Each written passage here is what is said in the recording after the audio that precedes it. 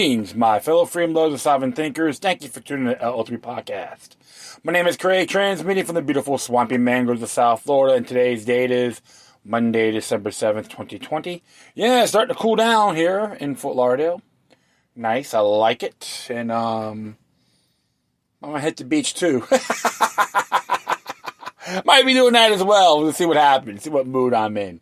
But yeah, it's just mellowed out, do a little homework.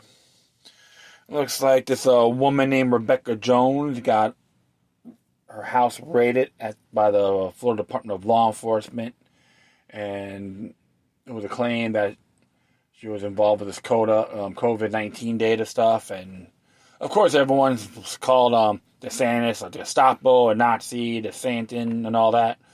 However, I had to look up a couple things about this and typed in her name, and looks like the Daily Mail has an interesting story about her with that love affair of a student and cyber stalking and all that. I had to verify that, and that's true. And of course, there was a claim that she was fired because she was very insubordinate, disruptive, and so forth. And look at other things as well. So I'll do some verification. The Daily Mail did an article which was around April, I think, this year. So now everyone got to look at all sides to this matter. And you know, I didn't even vote for Ron DeSantis, but you got to go look at all sides instead of focus on face value. Well, at least they were being nice, because I know one time there was an incident happened. The police raided a person's home in Baltimore, Maryland. It was July 1st, 2002, and according to Mrs. Lava Wheeler, the axe handled the home, had a sealed warrant, cuffed her. She was 32 years old at the time, and got some stuff out, computers and all that. Then they found some firearms, handmade firearms,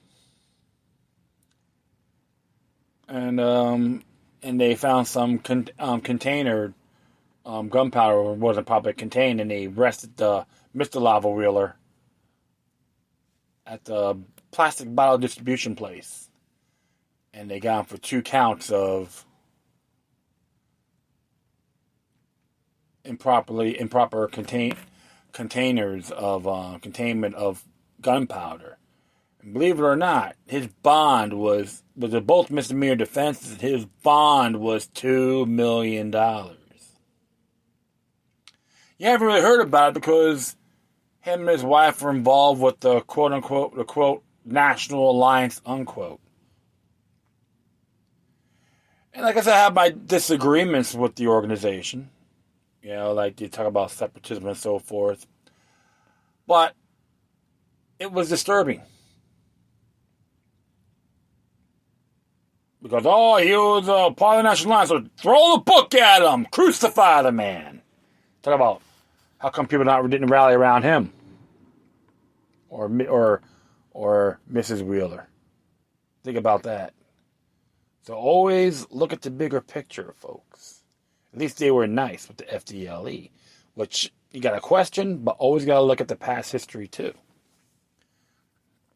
And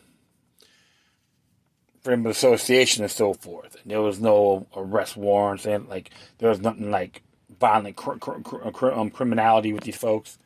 But with Mrs. Jones, there's an interesting, disturbing track record, according to dailymail.uk, dailymail.com, or UK. And of course, I had to verify it with the Leon County Clerk of Courts, Sheriff's Office too. And he has it's very disturbing, you could say. So, she was not Mother Teresa. But hopefully justice will prevail for her. Hopefully it won't be, let's give that wish. But always examine the fine prints, folks. Because tyranny happens everywhere. Okay, well, speaking of some intriguing things that's going on. Oops. Trying to see what I can do to... trying to make a little stand. Let me see here.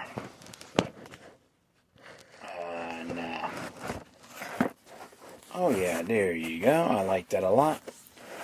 And we're gonna be talking about super soldiers, which is a claim that PRC or Communist China is trying to attack. And you can say they probably got their cues from the Nazis. Of course, the Americans, or acclaimed Americans, the United States tried to do the same thing with their super soldiers. So we're going to talk about China using gene editing to boost military. It could be a Nazi. It could be the roots of Nazism, right?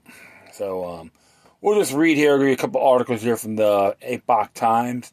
And this was written by Jack Phillips, Director of National Intelligence. China used gene editing to boost military.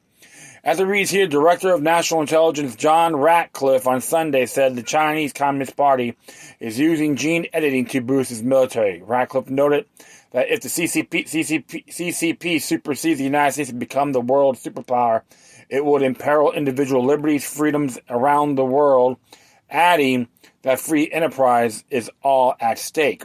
China is altering DNA, citing intelligence reports. Ratcliffe, the top U.S. intelligence official, said on Fox News Sunday, "It's one of the things our intelligence shows that China is doing.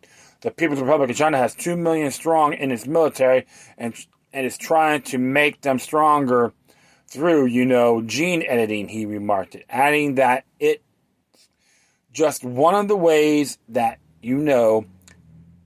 China is trying to essentially dominate the planet and set the rules in the world order. Citing the CCP's rampant human rights violations, Ratcliffe said what the world's people need to understand, that this is an authoritarian regime, while adding that the regime doesn't care about people's individual rights. We've seen that. We've seen what they've done to the Uyghurs. We've seen what they've done in Hong Kong. It's about putting state first, and that is the exact opposite of what has always made America great. Individual liberties, freedoms, enterprise, those things are all at stake if China dominates, he said.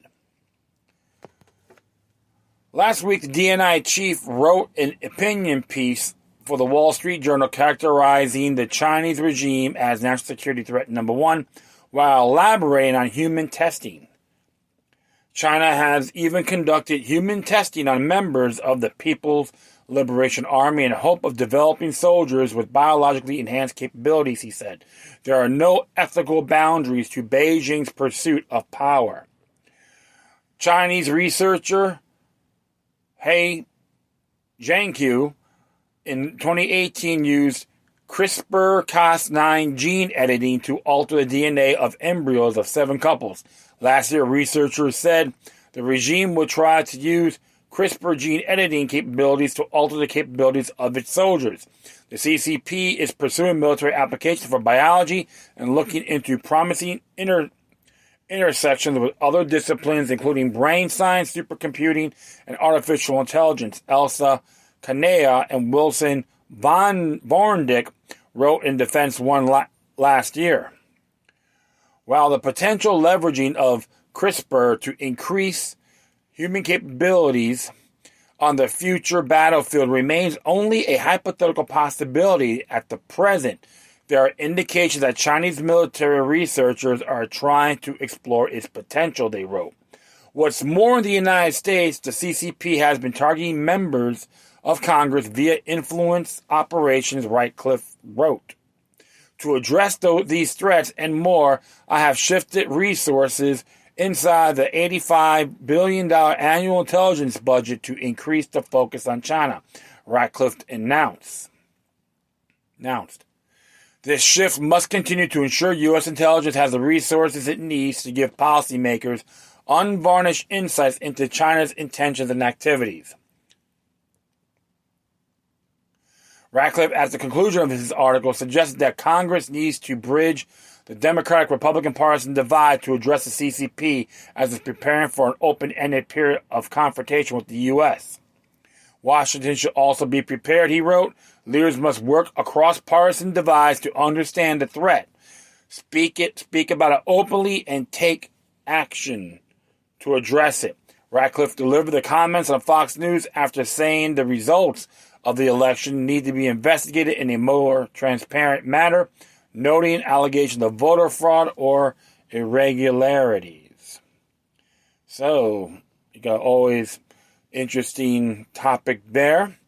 And of course, they're always going to have differences, but the problem is it's getting too obvious. You got mainly the Democrats right now being more exposed, not all, but a lot of them that represent that party are being more exposed to the tyrannical measures. And don't get me wrong, remember the GOP are not as innocent.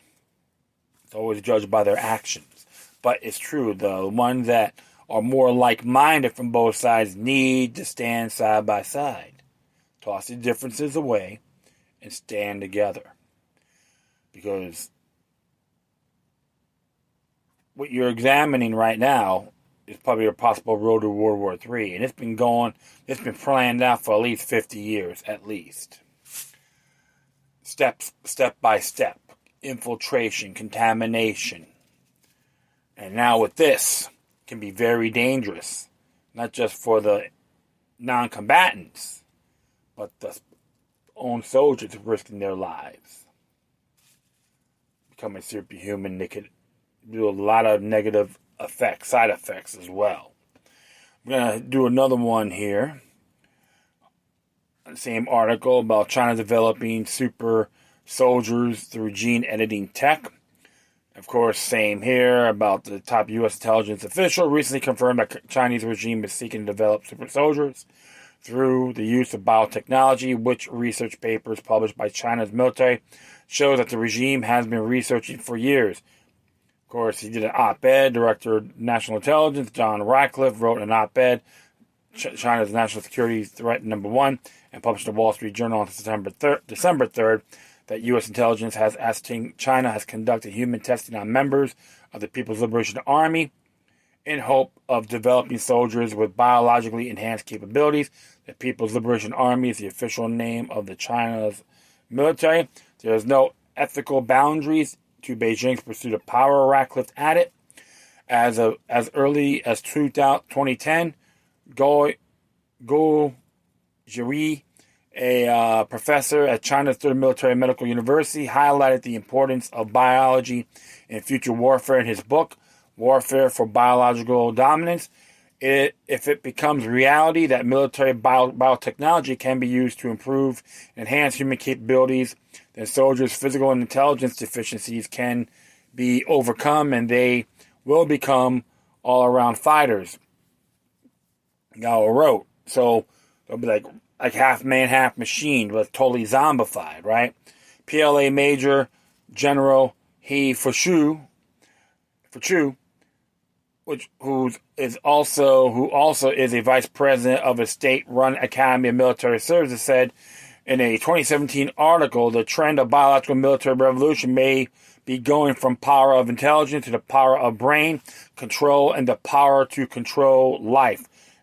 Excuse me here, Alex Wu wrote this article, so I apologize for that.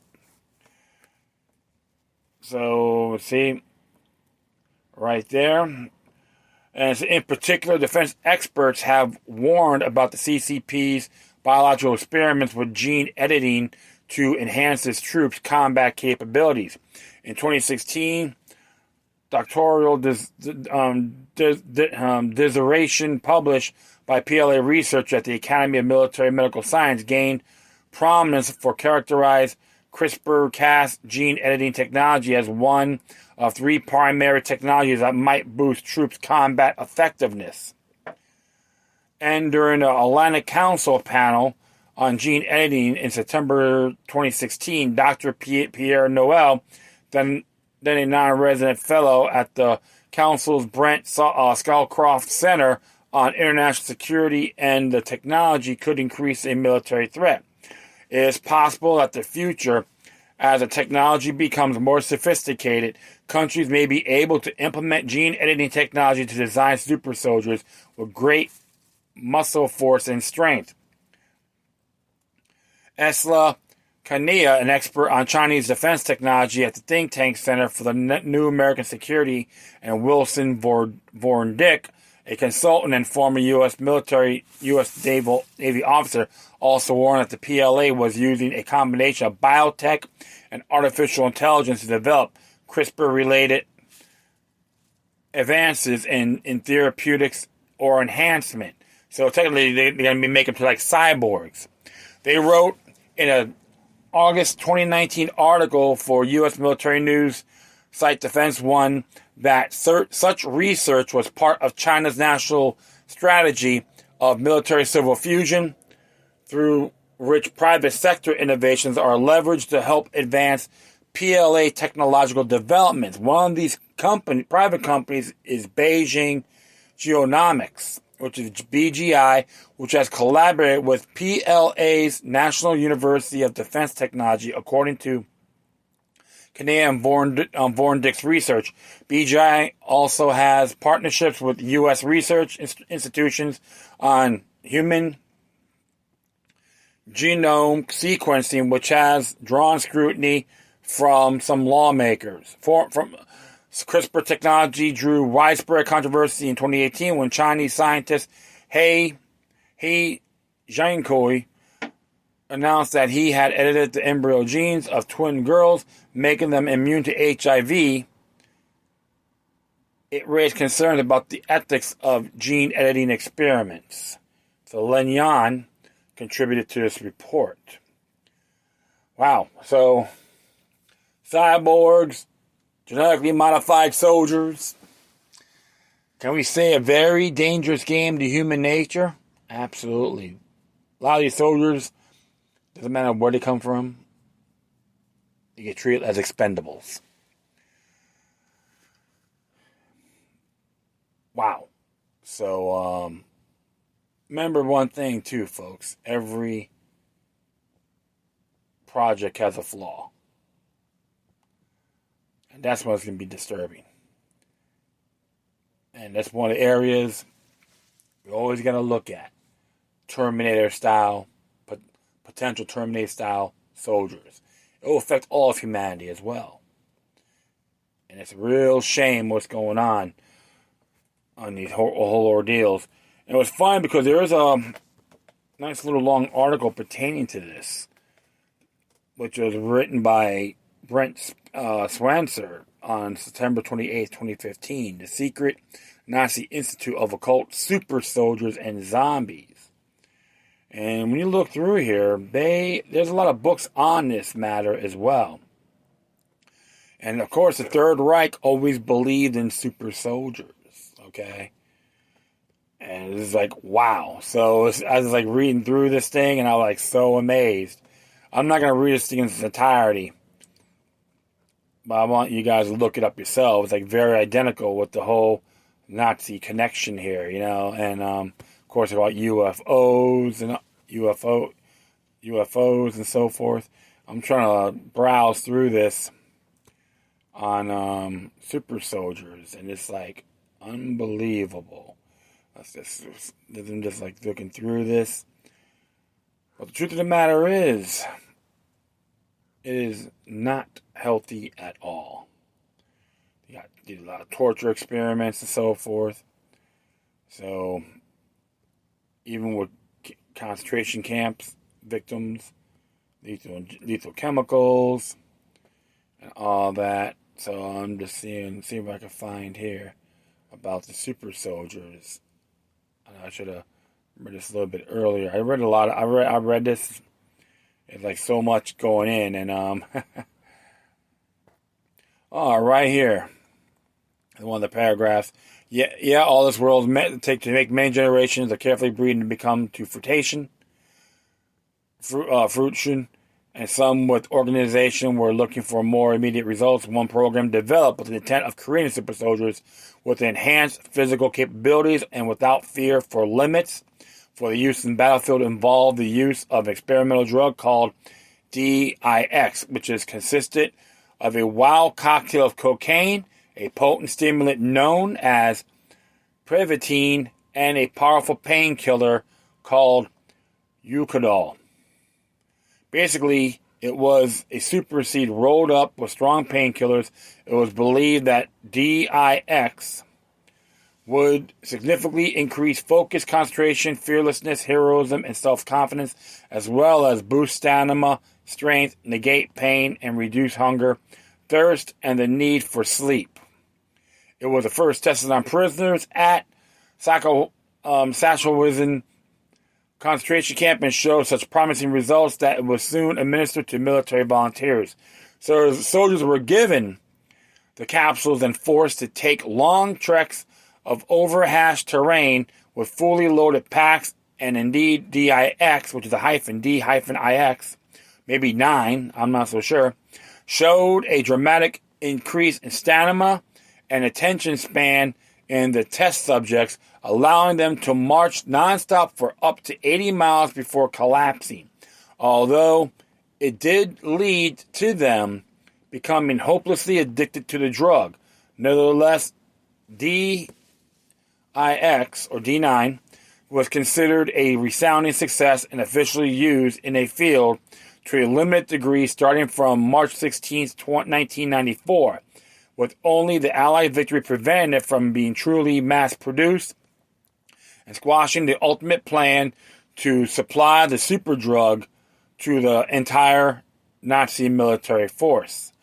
Although DIX did in fact exist and did actually seem to work, there are other alleged experiments which are a bit murkier and indeed more steeped in the mysterious. Alleged American historian named by Jeff Strasberg wrote a book entitled Secret Weapon of the Soviets, which supposedly delves into super soldier programs conducted by the Soviet Union, but also makes mention of some decidedly bizarre experiments carried out by the Germans as well. It is claimed that in 1945, American forces raided a highly secret research facility in Germany that allegedly held some rather strange discoveries. Apparently, the Americans found that the hidden lab various bodies from Soviet troops that were in differing stages of dissection, and that these bodies had bones which had been replaced with or enhanced by some sort of steel prosthesis. Wow. Including one corpse which claimed to have metal ribs. It would appear from this story that the Nazis had been studying and perhaps trying to duplicate this metal to bone grafting technology that the Russians had allegedly developed. Additionally, it was claimed that there were also found the bodies of doors who for apparent use as pilots, which could take up less space and use less fuel. It sounds all very spectacular and certainly creepy, and the tale has circulated widely on the internet, but one problem that has been pointed out that the historian Strasberg and his alleged book don't seem to actually exist. This could mean is that it's totally a fabricated story, or as some conspiracy theorists would like to believe, that the book and its author were erased by parties and who did not want information known, further deepening the mystery behind these rather sensational claims. So, there's a lot of interesting things what they've done here. So, I can just leave it at that. You can make your own judgment. So, there's some interesting claims. There could be a Nazi connection. Remember, after, World War II, both the Soviet Union and the United States, the Allies and the Axis of Power got the German scientists, brought them in, gave them different names and so forth. Of course, if you're familiar with Operation Paperclip, yeah, you can look that up. It looks like it has been declassified. Even the Soviet Union had German soldiers too, German scientists as well. Put them on their side also, gave them immunity and all that. So, but I learned about that when I was 18 years old. I've been reading about stuff like this too. So, something to look at, question everything, and like I said, observe responsibly. I don't have all my judgments here, but it's very interesting how far this thing can go, And And of course, they're talking about, Nazis were Nazis trying to raise the dead and create some sort of zombies. Evidence is tenacious at best, yet is unknown. So, there's some little claims on that. But I'll let you read the entire article from Mr. Swenser, and you can judge for yourself. All right. So that's gonna be it. All right. So I thank everyone for listening. Plus, feel free to download and share us throughout your social media networks. If you have any questions, comments, if you want to send me something that's interesting, I want to check out, whatever you do, please send your correspondence with decorum. Furthermore, I'll leave the footnotes of this episode on my speaker page. And if you want to contact me, you can hit me at localluck3@gmail.com or localluck003@protonmail.com. If you want to do donation, that'd be great. You can hit me at paypal.me/localluck3 and support Epoch Times. And what's the other website? Let me see here. Mysterious Universe. mysteriousuniverse.org. If they have a donation, send them some support. That'd be pretty cool. All right. Once again, thank you for your time. But always remember that demoniac resistance is healthy for the soul and can liberate humanity. Until next time, take care of yourselves. Keep on spreading love. And may your guardian spirits be with you.